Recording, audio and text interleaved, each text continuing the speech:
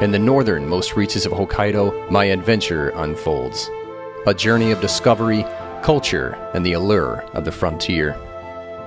As I navigate these roads, I invite you to join me in exploring this vast expanse, meeting fellow adventurers, uncovering local culture, and most importantly, embracing the unexpected.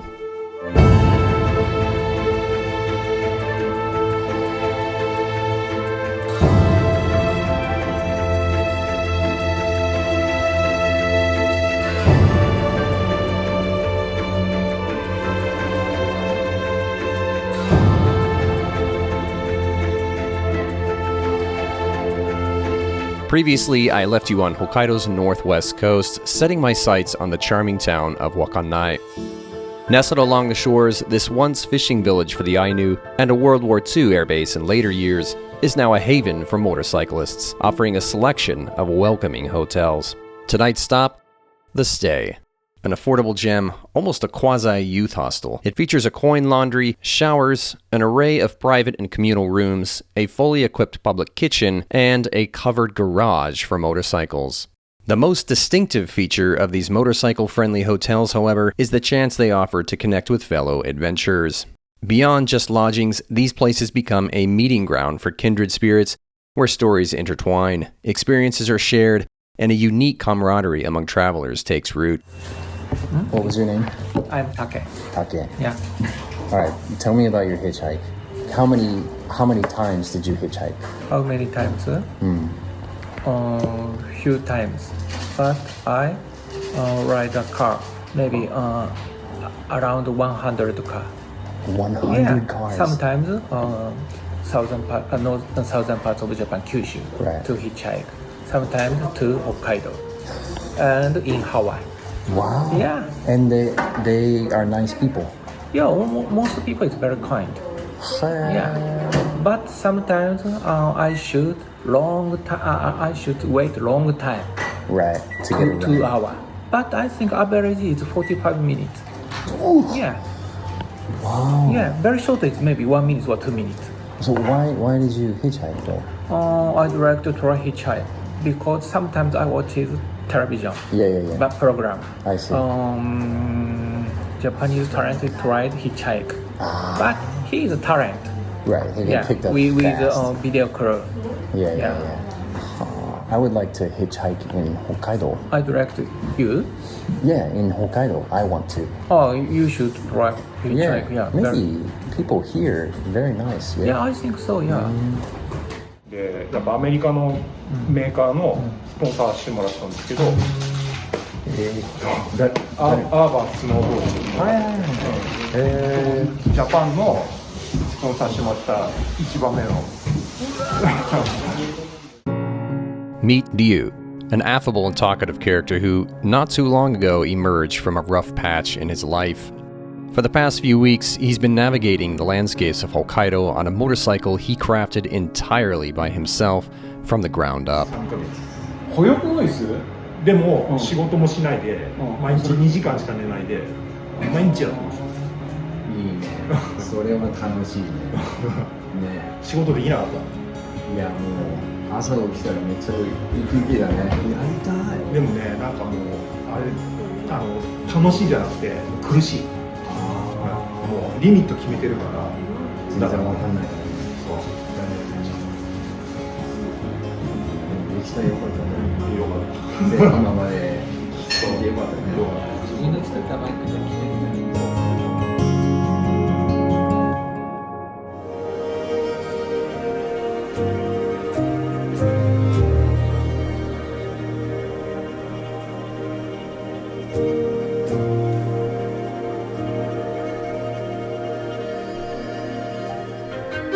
Today's adventure will ultimately take me down south along the east coast, where I'll venture into the mountains for some off-road action and return to the coast to rest in Monbetsu.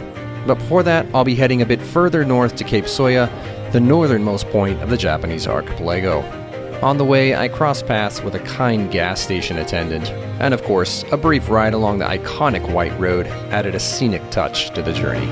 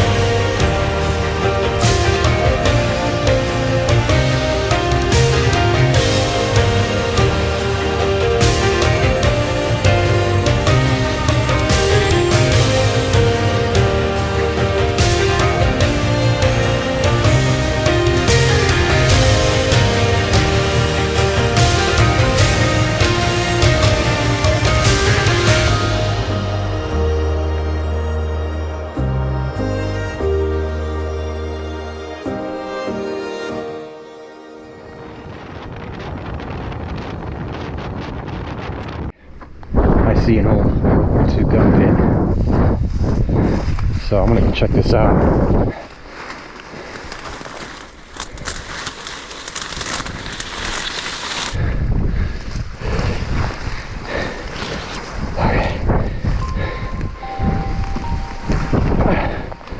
Made it.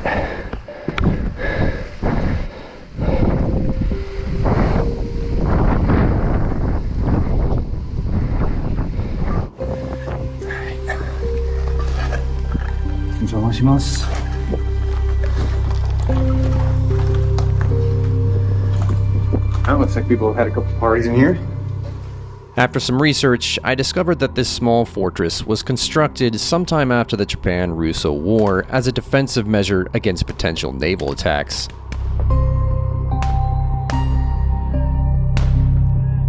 The fortress served as a vigilant outpost with soldiers assigned to safeguard the northern coast.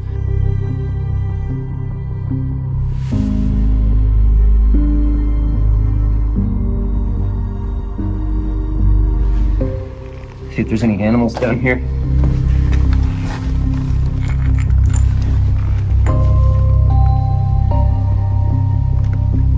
Hey!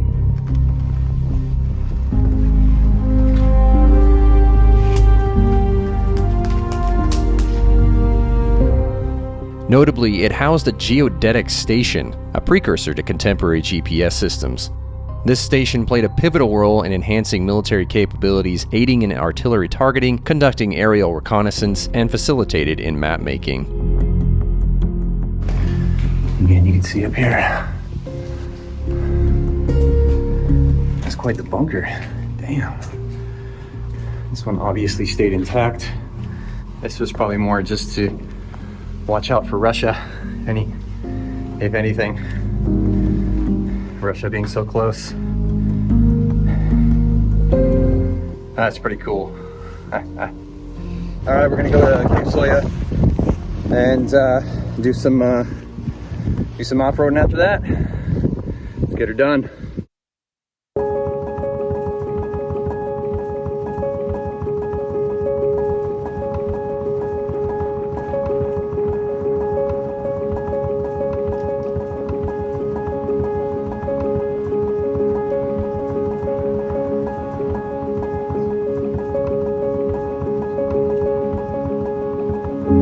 Standing tall in Cape Soya is the statue of Mamiya Rinzo, a historical adventurer celebrated for mapping uncharted territories during Japan's Edo period. Much like Lewis and Clark, Rinzo's daring expeditions trace the untamed frontiers of Japan's north, etching his name into the annals of exploration and adventure.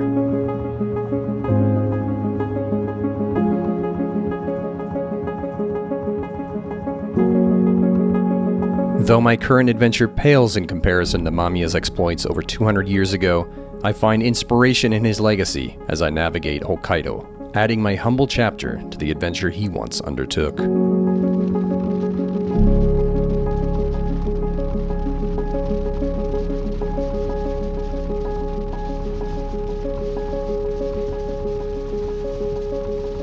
Turning southward, I eased into the mountains, gearing up for an adrenaline-pumping 60-plus kilometers off-road. 工事中、通行止め. I could get through. I just can't get down into the. I can't get to the peak. That's all right. We'll just do the off-road section. It's gonna take me down in where I need to be anyways. So let's get her done.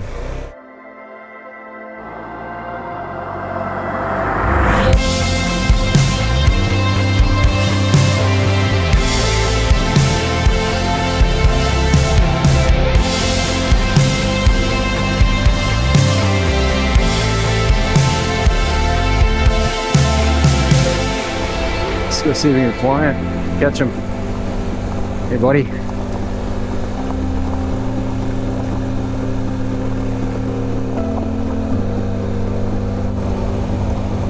So the light breaking through these trees, they have a special word for this in Japanese. It's called komorebi.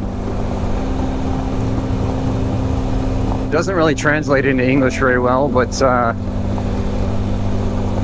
doesn't really need to, because that's what this is.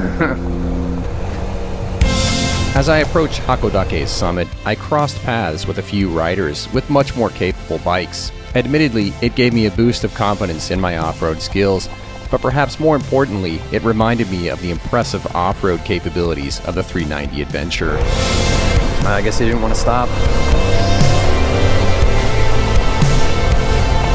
That's the first guy I've seen out here, besides me.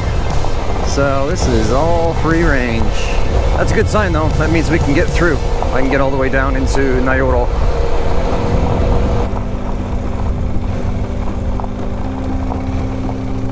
Yeah, it's closed off. Construction. Well, 本当にね、残念ですね。あ、こっちです。はい。そう。うん。いや、俺もこれいつか欲しいんだよね。CRF。どこまでですか今日は。どこまで？今日は稚内までですか。ああ、OK。私は稚内から、はい、紋別まで行きます。あなたは？俺は北海道民ね。あ、いや、いいな。こういうことはもう、そう、あ、利尻。あ、そう、もう昨日すごい綺麗な写真撮ったんですよ。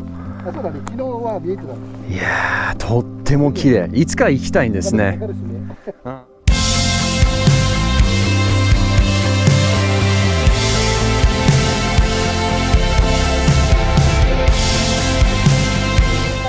Yeah, alright, see you.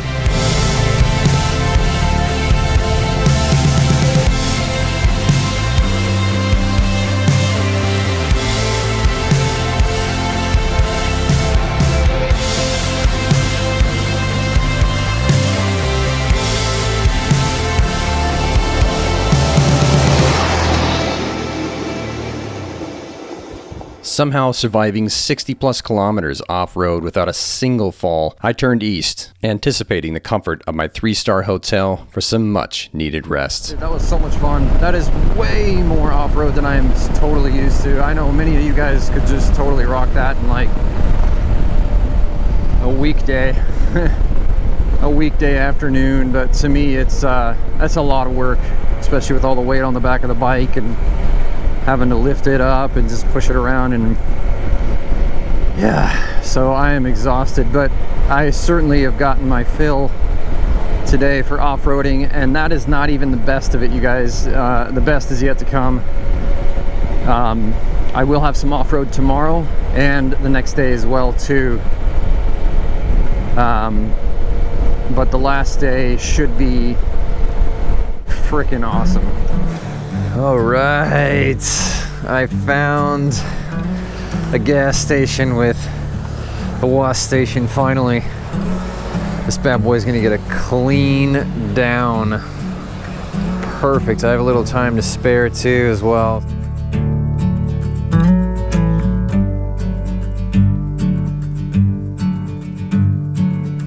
Now that's a clean bike, baby. Oh yeah. I was just talking to the guy at the gas stand back there with a wash place. He just came out and started talking to me and was mentioning that the town that he lives in, which is Okope, which is just north of here, used to have 6,000 people in it when he moved there 40 years ago, and it's cut in half now. It's down to 3,000, and it's dropping even faster. Certainly a feature that's pretty much occurring everywhere at this point in Japan.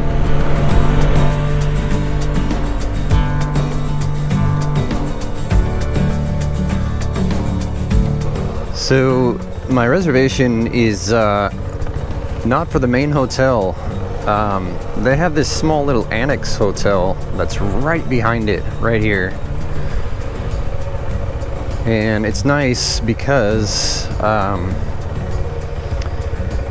you know, basically I can check in and check out without talking to anybody. It's just a QR code to access everything. I've got breakfast included as well, and my guess is the price that I've paid for this particular hotel is probably half the price that people were paying for that hotel. Well, it's the same hotel. I'm just getting it a lot cheaper. And I got a huge room too. Really nice.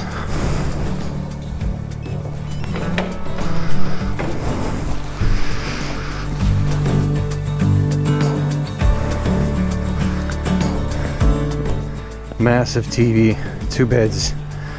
I got a kitchen, I can cook. Everything. Super cheap.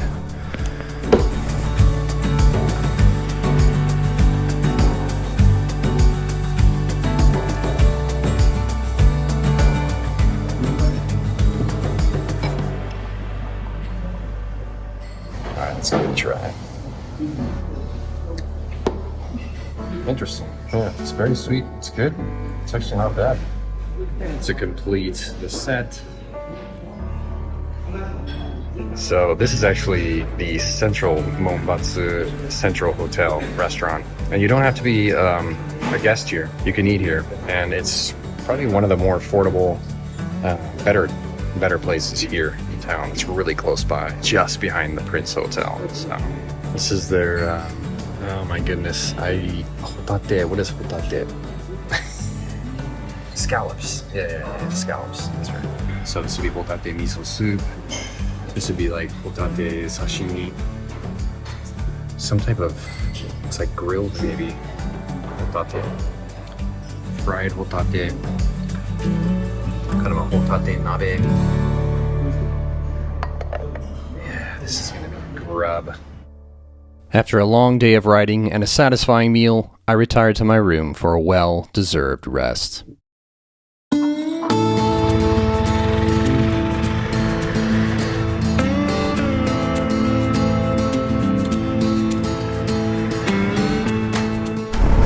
Alright, so I woke up this morning feeling like shit.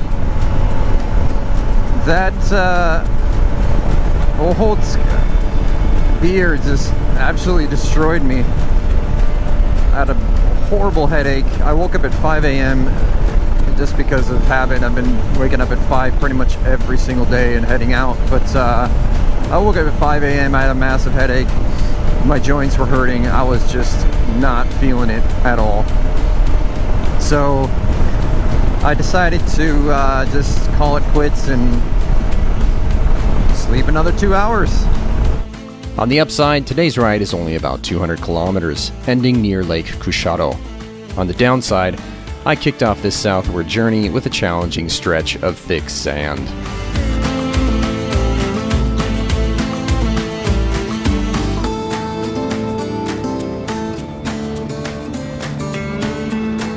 And if you have any experience riding in sand yourself, well, you can probably guess how this one will end.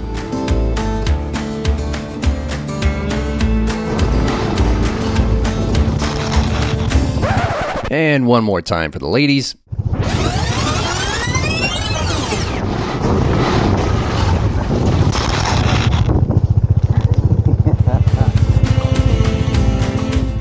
Now, for those of you who have been following me, you know I drop my bike a lot, which also means I'm pretty darn good at picking it up. While there is some controversy out there, I believe the safest and most efficient method for lifting your bike is the rear-facing lift, as it utilizes powerful leg muscles and removes the back from the equation. Unfortunately, as you can see here, sometimes this isn't possible, and a front-facing lift is necessary. In this case, just make sure your body is over the bike so that your back is in a neutral position and your legs are doing most of the lifting.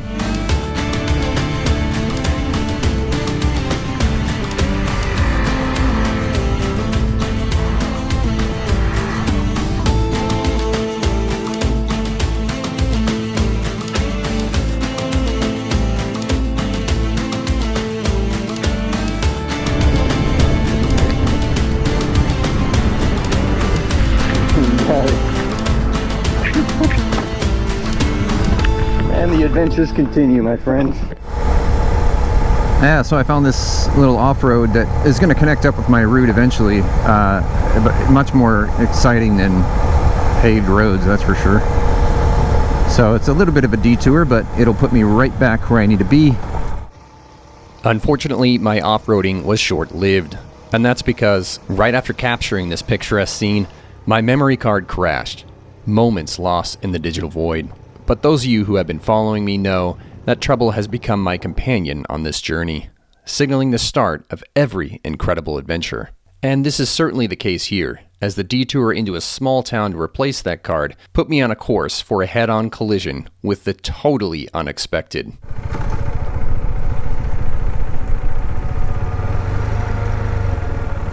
That is so cool.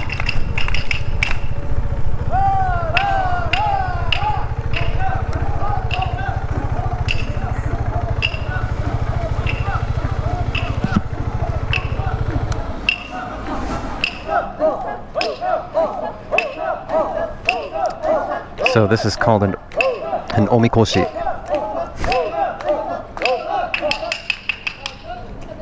There's supposed to be a god inside there. いやー、すごいちょうどいいタイミングで、もうすごい、いいよ。Hey, hey, hey, hey.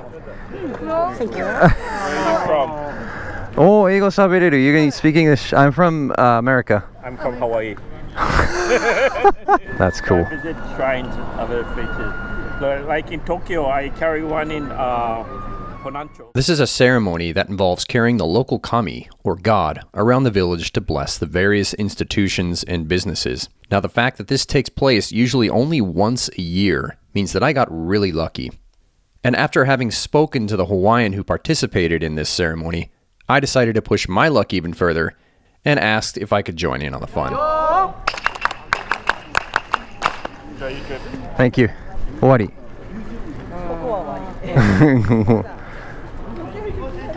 で、持っていく。少しだけ私いいですか？いい。それはね、ちょっと聞いてみます。あ、はい。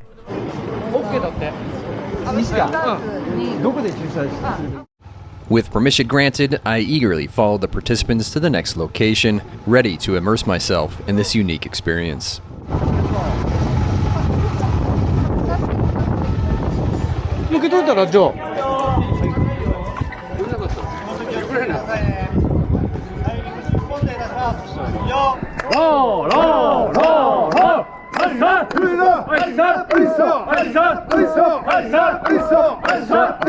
Now, in case you were wondering why there aren't any captions here, that's because Washo doesn't actually have a meaning. It's more of a chant used as a form of encouragement and rhythmic coordination during the procession of the portable shrine.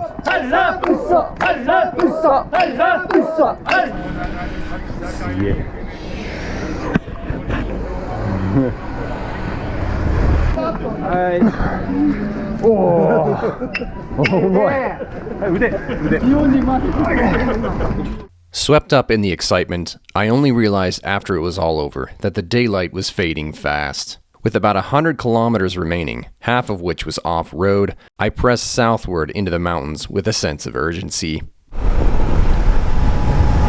Well, looks like I'll be heading into that.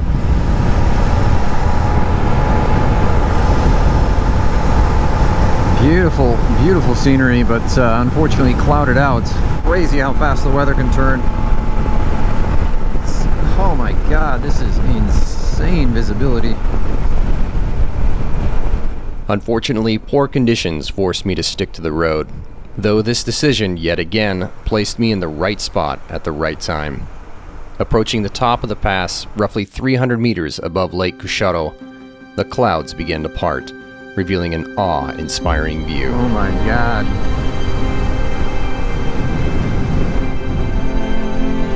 Wow, that is amazing. In the past 2 days, I've found myself in unexpected places.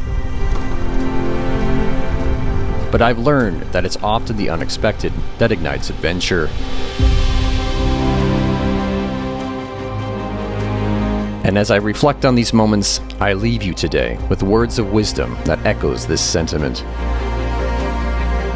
And they come from none other than J.R.R. Tolkien. Not all who wander are lost.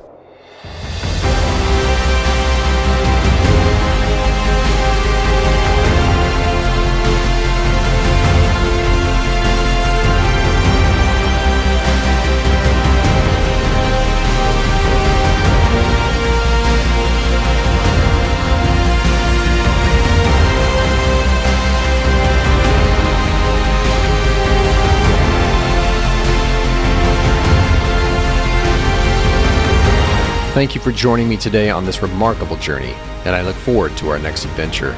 Until next time, this is ADVinJapan, out.